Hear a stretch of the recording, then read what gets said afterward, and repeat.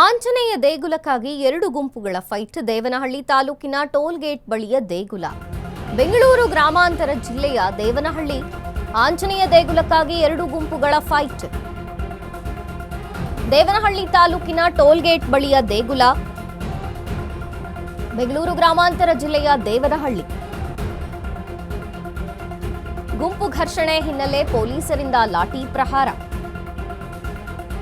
ಅರ್ಚಕ ಲೋಕನಾಥಾಚಾರಿ ಮತ್ತು ಪ್ರಕಾಶ್ ಎಂಬುವರ ಗುಂಪು. ಪರಿಸ್ಥಿತಿ ತಿಳಿಗೊಳಿಸಲು ಪೊಲೀಸರಿಂದ ಲಘು ಲಾಠಿ ಪ್ರಹಾರ. ಲಾಠಿ ಬೀಸಿ ಗುಂಪುಗಳನ್ನು ಚದುರಿಸಿದ ಪೊಲೀಸರು. ಕಿಡಿಗೇಡಿಗಳ ವಿರುದ್ಧ ಕ್ರಮಕ್ಕೆ ಮುಂದಾದ ಪೊಲೀಸರು. ಆಂಜನೇಯ ದೇಗುಲಕ್ಕಾಗಿ ಫೈಟ್ ಆಗಿದೆ ಎರಡು ಗುಂಪುಗಳ ಮಧ್ಯೆ. ಅಭಯಾಂಜನೇಯ ದೇಗುಲ ವಿಚಾರದ ವಿವಾದ ಇದು.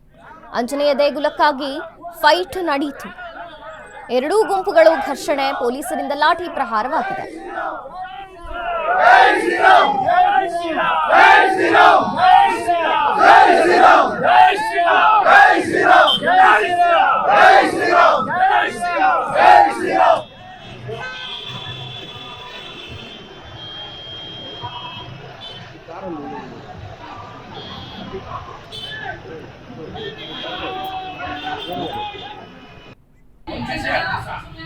ದೇವಸ್ಥಾನ. ಈ ದೇವಸ್ಥಾನ ಇತಿಹಾಸ 45ರಿಂದ 50 ವರ್ಷಗಳ ಇತಿಹಾಸ ಇರತಕ್ಕಂತಹ ದೇವಸ್ಥಾನ. ಈ ದೇವಸ್ಥಾನ ನಡ್ಕೊಂಡು ಬರ್ತಾ ಇರತಕ್ಕಂಥದ್ದು ಎಲ್ಲಾ ಭಕ್ತಾದಿಗಳ ಆಧಾರಿತವಾಗಿ ನಡ್ಕೊಂಡು ಬರ್ತಾ ಇದೆ. ಇದು 2015ರಲ್ಲಿ ಒಂದು ಸಂಕಲ್ಪ ಮಾಡಿಕೊಂಡು ನಾವೆಲ್ಲ ಭಕ್ತಾದಿಗಳ ಜೊತೆಯಲ್ಲಿ ಗಣಾಚಾರಿ ಪ್ರಕಾಶ್ ಅಣ್ಣ ಅನ್ನೋಂಥವರು ಕೂಡ ಸೇರಿ ಆ ದೊಡ್ಡ ಆಂಜನೇಯ ಸ್ವಾಮಿ 18 ಅಡಿ ಏನು ಆಂಜನೇಯ ಸ್ವಾಮಿ ಇದೆಯೋ ಆ ದೇವರನ್ನ ಎಲ್ಲಾ ಭಕ್ತಾದಿಗಳ ನೆರವಿನೊಂದಿಗೆ ಮಾಡಿರೋದು. ಮಾಡಿ ಇಟ್ಟಿರುವಂತಹ ಜಾಗ ಕೂಡ ಗೌರ್ಮೆಂಟ್ ಜಾಗನೇ, ಖರಾಬಿ ಜಾಗದಲ್ಲೇ ಅಲ್ಲ, ಗೌರ್ಮೆಂಟ್ ಜಾಗದಲ್ಲಿ ಇಟ್ಟಿದ್ದಾರೆ. ಸಮಾಜ ಕಲ್ಯಾಣ ಇಲಾಖೆದು ಹಿಂದೆಗಡೆ ಬರುತ್ತೆ ಜಾಗ. ಈ ಜಾಗ ಇರುವಂತದ್ದು ಖರಾಬಿ ಜಾಗದಲ್ಲೇನೆ. ಆ ದೇವರನ್ನ ಇಟ್ಟಿದ್ದಾದ್ಮೇಲೆ ಸುಮಾರು ವರ್ಷಗಳ ಕಾಲ ಎಲ್ಲಾ ಭಕ್ತಾದಿಗಳು ನಡ್ಸ್ಕೊಂಡ್ ಬರ್ತಾ ಇದೀವಿ. ಅದರಲ್ಲಿ ಮುಖ್ಯವಾಗಿ ಗಣಾಚಾರಿ ಪ್ರಕಾಶಣ್ಣ ಕೂಡ ನಡೆಸ್ತಾ ಇದ್ದಾರೆ. ಅವರ ನೇತೃತ್ವದಲ್ಲೇ ನಾವು ನಡ್ಕೊಂಡ್ ಬರ್ತಾ ಇದೀವಿ. ಎಲ್ಲರೂ ಸೇರಿ ಮಾಡ್ತಾ ಇದೀವಿ.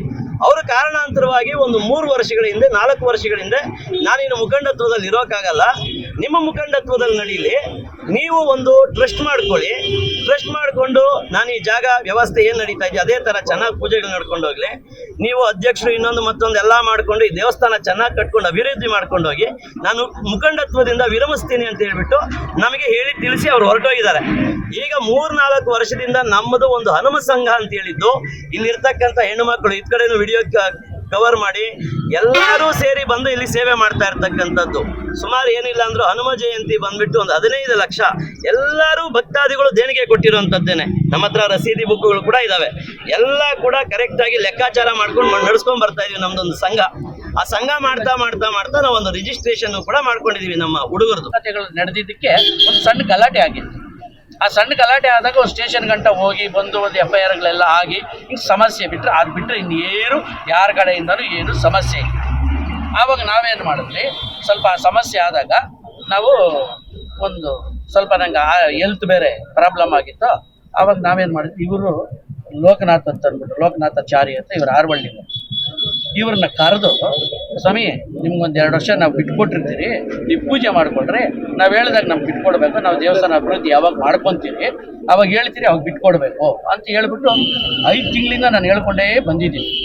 5 ತಿಂಗಳಿಂದ ಈಗೋ ಅಂದ್ಕೊಂಡು ಮತ್ತೆ ಹಿಂಗೆ ಬೇರೆ ರಾಜಕೀಯದ ಲೆವೆಲ್ಗೆ ದೇವ್ರನ್ನ ರಾಜಕೀಯದ ಲೆವೆಲ್ಗೆ ತಗೊಂಡೋಗ್ಬಿಟ್ರು.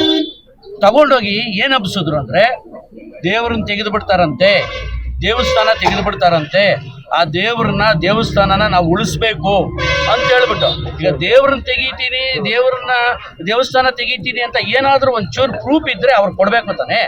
ಸುಮ್ಮನೆ ಅಪಪ್ರಚಾರ ಯಾಕೆ ಮಾಡ್ತಾರೆ ದೇವಸ್ಥಾನದ ಬಗ್ಗೆ? ಅವ್ರಿಗೆ ಇಲ್ಲಿ ಏನ್ ಮಾಡ್ಕೊಂಡ್ಬಿಟ್ರು, ಇದು ಸತ್ಯವಾಗ್ಲೂ ಆಂಜನೇಯನ ಪಾದಾಣ ಹೇಳ್ತಾ ಇದ್ದೀನಿ, ನಾನೇನ ಸುಳ್ಳು ಹೇಳಿದ್ರೆ ನನ್ನ ನಾಲ್ಗೆ ಇವತ್ತು ರಾತ್ರಿಗೆ ಬಿದ್ದೋಗಿ ಅದು ಪೂರ್ತಿ ದೇವಸ್ಥಾನದಲ್ಲಿ ಕಮರ್ಷಿಯಲ್ ಮಾಡ್ಕೊಂತವನೆ. ಜ್ಯೋತಿಷ್ಯ ಹೇಳ್ತಾನೆ, ಆ ಜ್ಯೋತಿಷ್ಯ ಹೇಳೋರಿಗೆ ಏನ್ ಮಾಡ್ತಾವನೆ, ಭಯ ಹಿಡಿಸ್ತಾನೆ. ನಿನ್ಗೆ ಆ ರಾಹು ಕೇತು ಸರಿ ಇಲ್ಲ, ಈ ಗುರು ಸರಿ ಇಲ್ಲ,